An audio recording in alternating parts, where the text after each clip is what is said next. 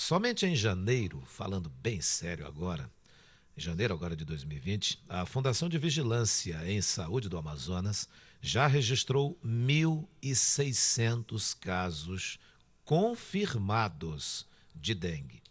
Em comparação ao mesmo período do ano passado, quando foram registrados 483 casos, já é possível perceber claramente que há um aumento.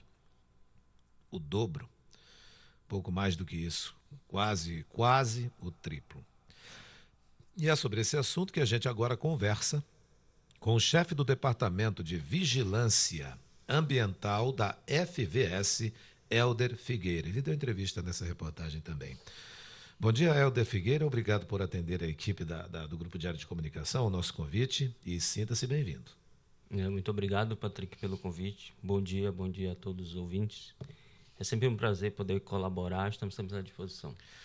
As pessoas elas parecem estar mais preocupadas com o coronavírus, o novo coronavírus, baixando a guarda no que se refere ao dengue. E o dengue está perigoso. O coronavírus é uma ameaça mundial, a gente deve realmente se preocupar com ele, deve fazer frente, né, para não deixar acontecer tantas mortes quanto tem acontecido na China. Mas é muito importante lembrar que enquanto não chegou o coronavírus aqui, a gente tem um outro vírus ou alguns vírus que nos preocupam, principalmente nessa época do ano. Então, o dengue é um desses vírus. Você falou no início da matéria que a gente tinha 1.600 casos. Essa alimentação do banco de notificações de casos de dengue é uma coisa dinâmica. Então, Patrick, da última release que a gente tem para hoje, já lhe trago a triste informação que já chegamos a 1.700 casos. Ainda há pouco a gente via 1.600, já aumentou 100 casos. Já aumentou 100 casos. 1.700, todos confirmados? Os casos de dengue a gente não confirma laboratoriamente porque são muitos casos. A gente precisa dar um resultado antes da confirmação laboratorial. Então a gente já trabalha, o primeiro caso notificado a gente já começa a trabalhar. Bem, a estatística de casos confirmados em janeiro deste ano já está assustando. Ainda há pouco a gente viu 1.600 ali no gerador de caracteres e agora o senhor traz uma atualização já de 1.700 casos. E a FVS, ela está conseguindo explicar o que motivou esse crescimento nos casos de dengue? A gente, na verdade, desde o final do ano passado, tem intensificado junto aos municípios essa vigilância das arboviroses, que são dengue, zika, chikungunya, todas elas transmitidas pelo mesmo mosquito, né, que é o Aedes aegypti. O que a gente tem observado, infelizmente, é um aumento das notificações no interior do estado.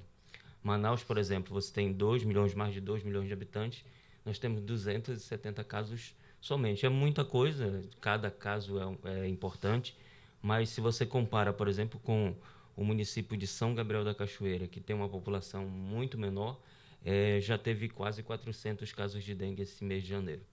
Então, a gente observa uma expansão das notificações para o interior do estado e isso nos preocupa. Por que São Gabriel da Cachoeira? Tem algo que influencia isso? Ambiente de floresta maior ou não? Não, na verdade, o que a gente tem observado também é que as populações que não experimentaram outros surtos de dengue no passado, elas são mais suscetíveis. Elas não têm resistência àquele vírus. Então, é esperado que quando se introduz o vírus naquela população, ele se espalhe rapidamente dentre os moradores. Quais são os sintomas? O sintoma mais clássico de dengue é febre, dor atrás dos olhos, nas articulações e manchas vermelhas no corpo.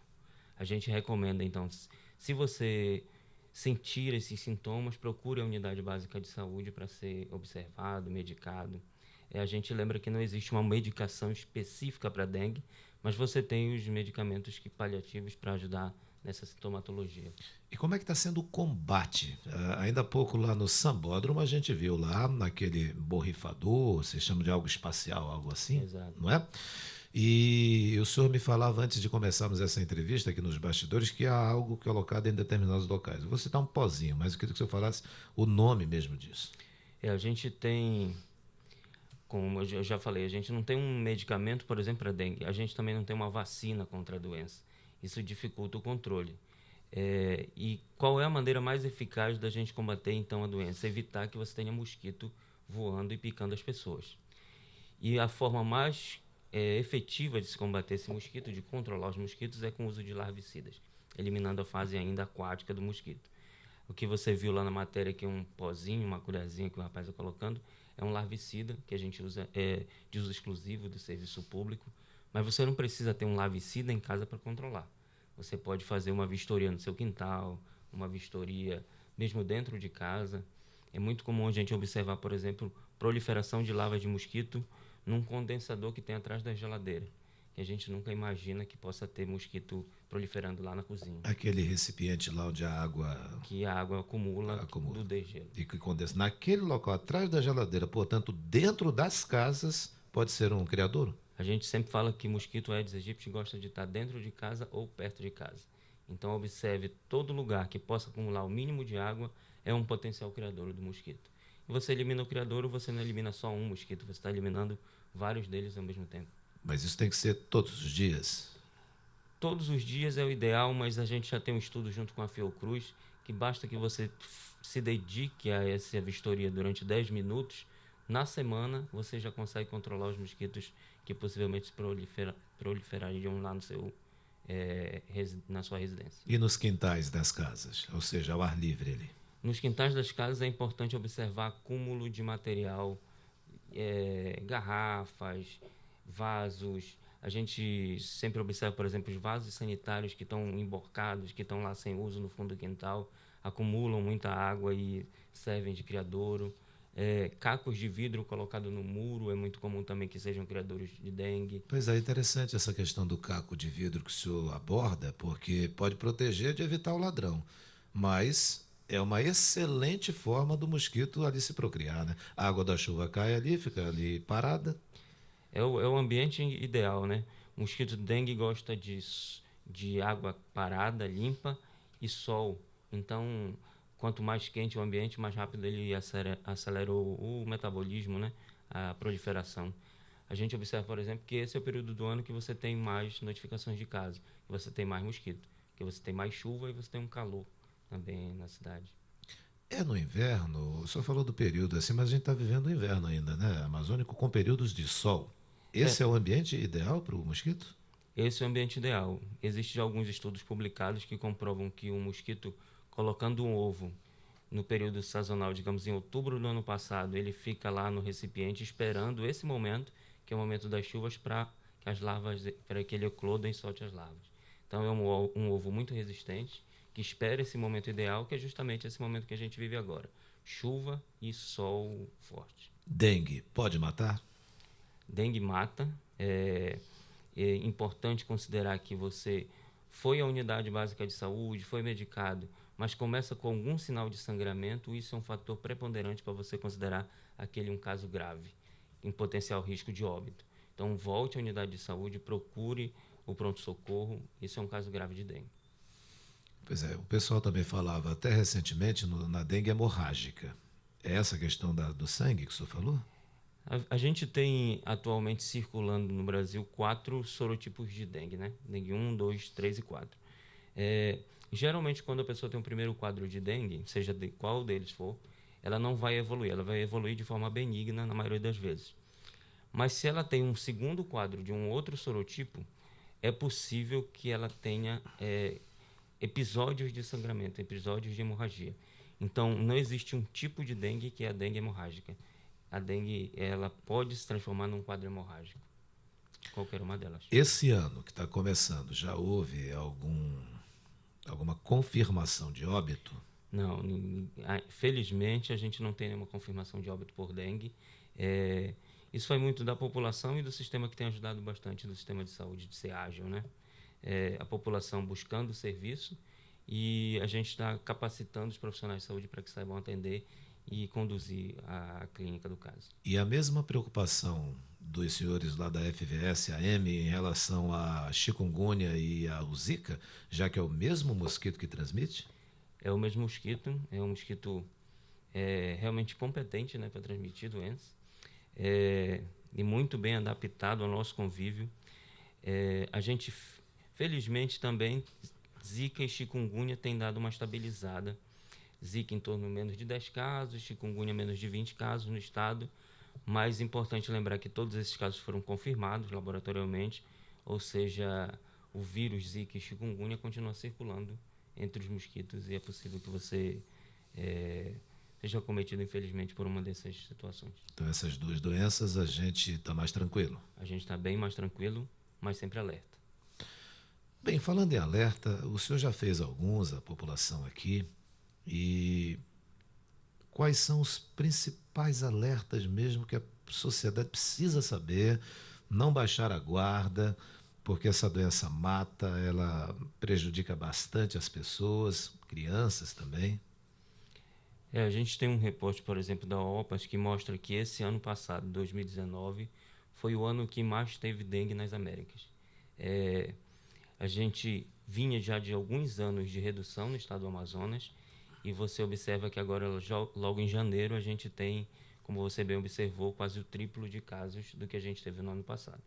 Já agora, com esses 1.700 casos, configura o triplo de casos que a gente teve ano passado.